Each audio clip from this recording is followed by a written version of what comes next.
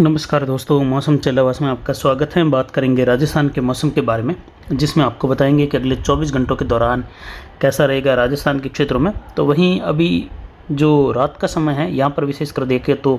जोधपुर संभाग के दक्षिण पूर्व मध्य भाग और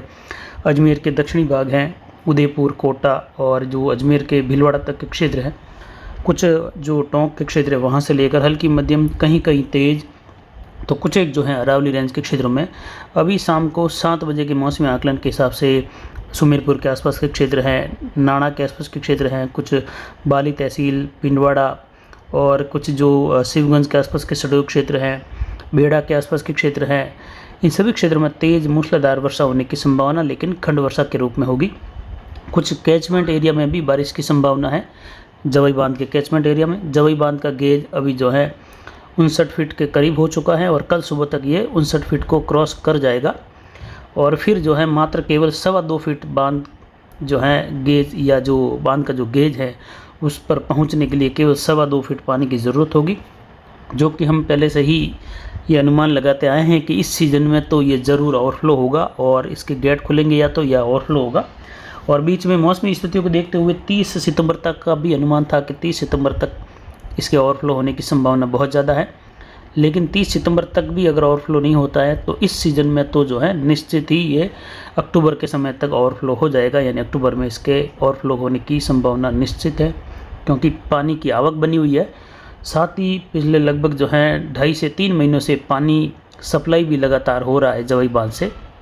तो यानी पानी सप्लाई भी काफ़ी ज़्यादा हो रहा है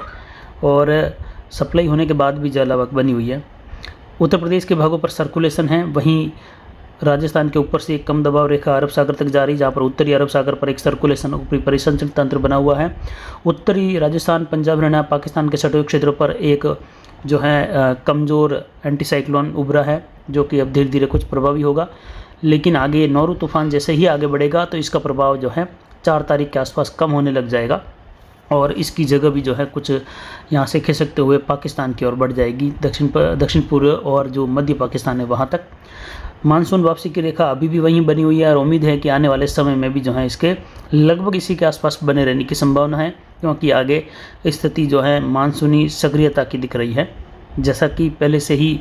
ये अनुमान था कि आने वाले समय में जो है मानसून ब्रेक की कंडीशन काफ़ी रह सकती है और 10 अक्टूबर तक जाकर या उसके बाद जाकर जो है मानसून वापसी की तेज़ गति देखने को मिल सकती हैं। कई राज्यों में जो है मानसून वापसी जो है तेज़ी से वापसी देखने को मिलेगी और मौसम शुष्क होने लगेगा। उसके बाद उत्तर पूर्वी मानसून दक्षिणी राज्यों में प्रवेश करेगा या दस्तक देगा और मावठ की गतिविधियों की भी शुरुआत 15-20 अक्टूबर के बाद से लेकर जो है, यानी विशेषकर नवंबर, दिसंबर, जनवरी में देखी जाती है, जिसकी भी जानकारी आने वाले समय में देंगे कि किस प्रकार का मौसम रहेगा। साथ ही देखें तो नौरू तूफान जो आगे बढ़ रहा है वह बंगाल की खाड़ी में लगभग जो है 30 और 1 अक्टूबर के मध्य पहुंच जाएगा और वहां पर फिर से ये सक्रिय होते हुए चक्रवाती सिस्टम के रूप में फिर निम्न दबाव बनेगा और आगे लगभग वेलमार्ग या डिप्रेशन के रूप में पश्चिम उत्तर पश्चिम दिशा में आगे बढ़ेगा, यानी गुजरात और राजस्थान की ओर इसका रुख ज़्यादातर रहने की संभावना है। साथ ही जो है नौरू तूफान के बाद आने वाला एक और तूफान जो कि इसके पीछे ही बंगाल की खाड़ी की ओर बढ़ेगा और जैसे ही ये मध्य भारत के आसपास राजस्थान या पश्चिमी मध्य प्रदेश के लगभग करीब मध्य पश्चिमी भागों पर पहुंचेगा, तब एक और चक्रवाती हवा का क्षेत्र के रूप में फिर से सक्रिय होते हुए सिस्टम कुछ जो बिहार, उत्तर प्रदेश के नज़दीक वाले क्षेत्रों से होते हुए उत्तर पश्चिम भारत की ओर बढ़ेगा, यानी 2 सिस्टमों का मर्ज यहाँ पर होने की संभावनाएं लग रही हैं, जिससे जैसा कि पहले से बताया गया था कि उत्तर पश्चिमी भारत के राज्यों सहित पश्चिमी भारत के राज्यों में सक्रियता देखने को मिलेगी मानसून की फिर से, क्योंकि फिर से ये सिस्टम काफ़ी सक्रिय रूप में आगे बढ़ेंगे, जिससे हिमाचल, उत्तराखंड से लेकर पंजाब, हरियाणा, उत्तर प्रदेश, दिल्ली, उत्तरी राजस्थान, उत्तर पूर्वी राजस्थान, दक्षिण पूर्व, मध्य और दक्षिण पश्चिमी राजस्थान, गुजरात, मध्य प्रदेश, महाराष्ट्र के क्षेत्रों तक जो है बारिश का दौर देखने को मिलेगा, यानी उत्तर पश्चिमी राज्यों से पश्चिमी राज्यों में भी बारिश का दौर लगभग 4-5 से लेकर 10 अक्टूबर के मध्य रहेगा। यानी जैसा कि पहले से ही हम बताते आ रहे हैं कि पहले सप्ताह यानी अक्टूबर का पहले सप्ताह जिसके जो आखिरी दिन होंगे 4-5 अक्टूबर से लेकर शुरुआती दूसरे सप्ताह के दिन यानी लगभग 10 अक्टूबर के मध्य तक, और उसके बाद जो है ये छितरई वर्षा के रूप में हो जाएगा 10 अक्टूबर के बाद।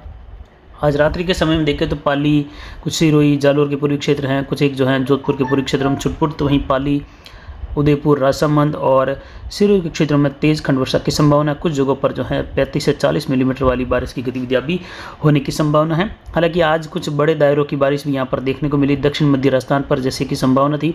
वहीं कोटा से लेकर भीलवाड़ा, कुछ टोंक, अजमेर के क्षेत्रों तक भी खंड वर्षा की संभावना है। तो कुछ मध्य राजस्थान पर भी नागौर और इसके अलावा कुछ एक जो जयपुर के आसपास के क्षेत्र है वहाँ पर भी बादलों की आवाजाही और बौछारें देखने को मिली। अगले 24 घंटों में कुछ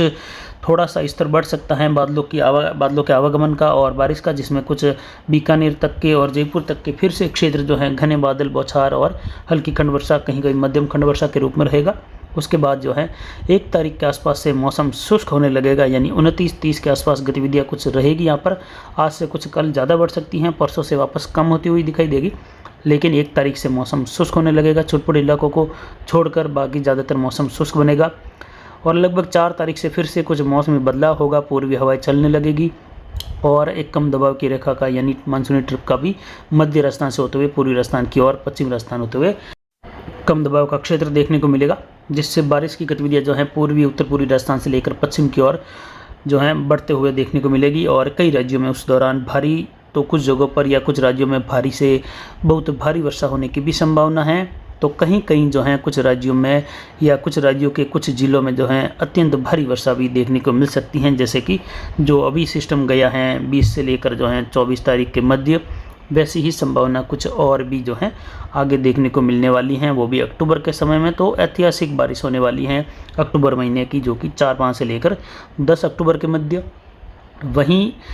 जो अगले 24 घंटों के लिए अनुमान होगा, दिन में कल या दिन में दोपहर से लेकर कल शाम तक का समय होगा, उसकी भी सुबह के वीडियो में जानकारी देने की कोशिश करेंगे। साथ ही कई कमेंट्स जो हैं गाय के जो लंपी बीमारी के बारे में या लंपी वायरस के बारे में कमेंट्स भी आ रहे थे, तो उस पर भी हमारा ध्यान था कि ऐसी कोई जानकारी आपको देने की कोशिश करें जिससे आपकी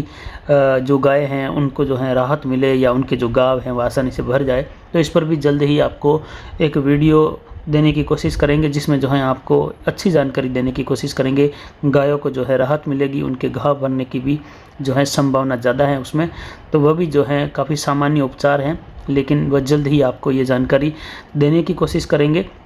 जो कि अगले लगभग 1 से 2 दिनों के दौरान उस वीडियो को जो है आप तक पहुंचाने की कोशिश करेंगे और उसमें जानकारी देंगे कि आप लंपी वायरस से जो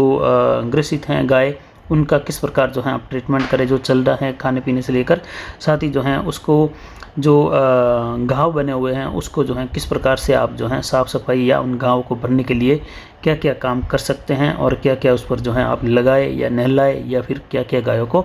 खिलाए पिलाए, उस बारे में एक छोटी सी जानकारी देने की कोशिश करेंगे। और वह जो है बिल्कुल ही अच्छी कारगर जानकारी होगी और अच्छी कारगर साबित हो रही है इस समय। तो जल्द ही हम चाहते हैं कि सभी किसानों तक जानकारी पहुंचे, जिनके गाय हैं उनको भी ये जानकारी लेनी है और जिनके नहीं हैं उनको भी, क्योंकि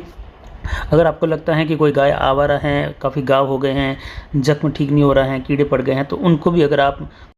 कुछ ऐसा उपचार जो है आप जो है मंगवा कर उनको देते हैं, तो जो है आपके लिए भी जो है एक अच्छा काम होगा कि आपके मन को भी एक अच्छा सुकून मिलेगा कि आपने गायों के लिए कुछ किया है और गाय भी जो है आपको ज़रूर आशीर्वाद देगी, दुआएं देगी। तो फिलहाल अभी की जानकारी के लिए इतना ही। आगे की जानकारी के लिए बने रहे हमारे चैनल पर। नमस्कार, जय हिंद, जय भारत।